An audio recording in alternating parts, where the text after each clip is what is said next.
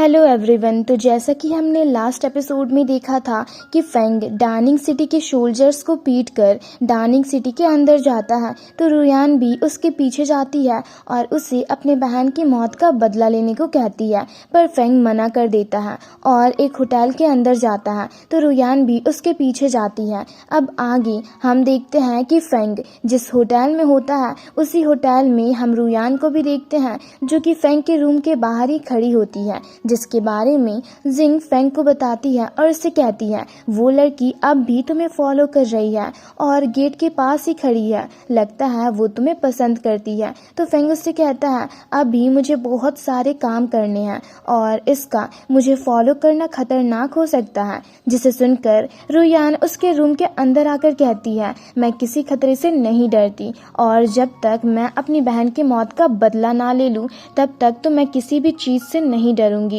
और ये कहते हुए वो ना चाहते हुए भी फेंग के साथ फ्लर्ट करने लगती है, क्योंकि उसे ऐसा लग रहा होता है कि फेंग उसकी ऐसी हरकतों से उसकी बहन की मौत का बदला लेने को तैयार हो जाएगा। पर फेंग फिर भी उसकी मदद करने के लिए राजी नहीं होता और उससे ये सब करने से मना करने लगता है, पर रुयान नहीं मानती और उसके आगे गिड़गिड़ाने लगती है और कहती है अगर आप मेरी सिस्टर की मौत का बदला लेने में मेरी मदद करोगे तो आप जो कहोगे मैं वो करूंगी।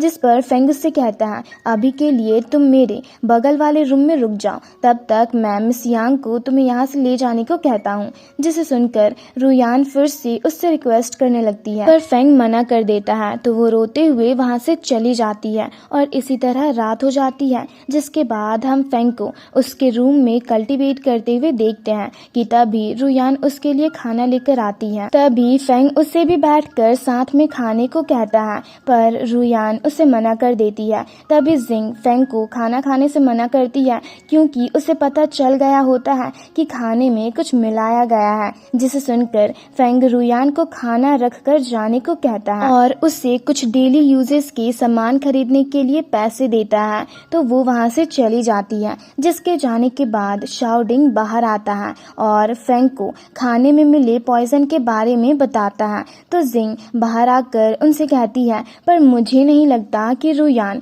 इस तरह के पॉइजन को अरेंज कर सकती है। जिसे सुनकर फेंग उससे कहता है तो यान फैमिली के अलावा इस सिटी में और कौन है जो मुझे मारना चाहता है। और वहीं उस खाने को खाकर शाओडिंग एक बदबूदार डकार लेता है और हंसने लगता है। फिर नेक्स्ट सीन में हम होंगफू फैमिली के यंग मास्टर के कैरेज को जाते हुए देखते हैं, जिसमें होंगफू फैमिली के यंग मास्टर होंगफू बाई के अलावा दो और बंदे भी होते हैं जो यान फैमिली के खिलाफ प्रीवियस एपिसोड में फेंग के सपोर्ट में होते हैं। और कैरेज में भी वो लोग फेंग के बारे में ही बातें कर रहे होते हैं, जिसमें एक बंदा होंगफू बाई से कह रहा होता है कि यान फैमिली फेंग को रोकने के लिए किसी भी हद तक जा सकती है। जिस पर उनमें से एक लड़की उनसे कहती है तब तो वो जो करना चाहते हैं मैं उन्हें वो नहीं करने दूंगी। तो होंगफू बाई उनसे कहता है फेंग डिवाइन गेट रिलम में नहीं है, इसलिए हमें बस इंतजार करना चाहिए, जब वो खतरे में होगा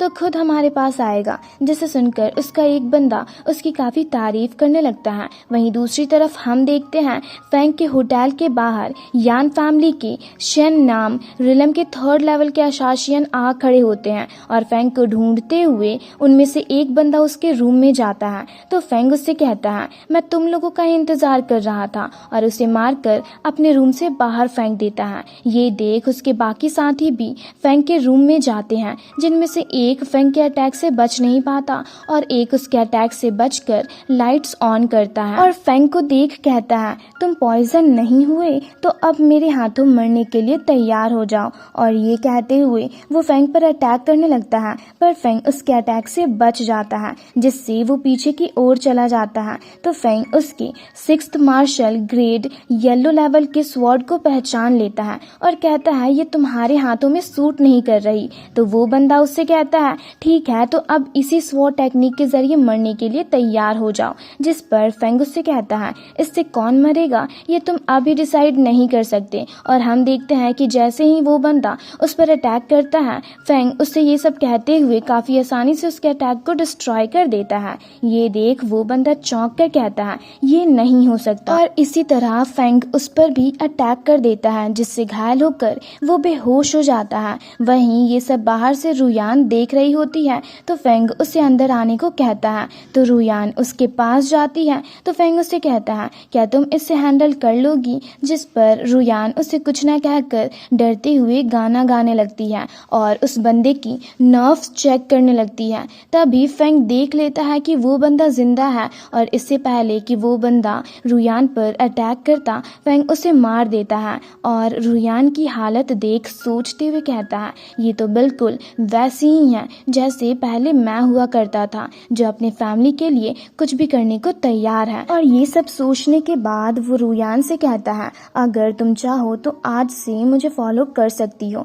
जिसे सुनकर रुयान काफी खुश होकर कहती है, क्या सच में? तो फेंग कहता है, हाँ, अब जाओ और जाकर रेस्ट करो। जिसे सुनकर रुयान वहां से चली जाती है। तभी वहां पर होंग फू बाई अपने साथियों और सोल्जर्स के साथ आता है और उन असासियंस की डेड बॉडी को देख सोचते हुए कहता है, फेंग की स्ट्रेंथ तो काफी अच्छी लग रही है। तभी फेंग उससे कहता है, क्या तुम ये देखने आई हो कि मैं मर गया या जिंदा हूँ? जिस पर होंग फू बाई उसे अपना इंट्रो देते हुए कहता है कि मैं डानिंग सिटी के होंग फू फैमिली का यंग मास्टर होंग फू बाई हूँ और मैंने सुना है कि यान फैमिली ने तुम्हें मारने के लिए असासियंस भेजा था, इसलिए मैं यहाँ पर तुम्हारी मदद करने के लिए आया हूँ। और इस बार मेयर मैंशन ने तुम्हें फैमिली कंपटीशन में पार्टिसिपेट करने के लिए एक अच्छा मौका दिया है, इसलिए मैं चाहता हूँ तुम इस मौके का अच्छे से इस्तेमाल करो। जिस पर फेंग से कहता है कि मुझे लीडर की पोजीशन किसी से भीख में नहीं चाहिए,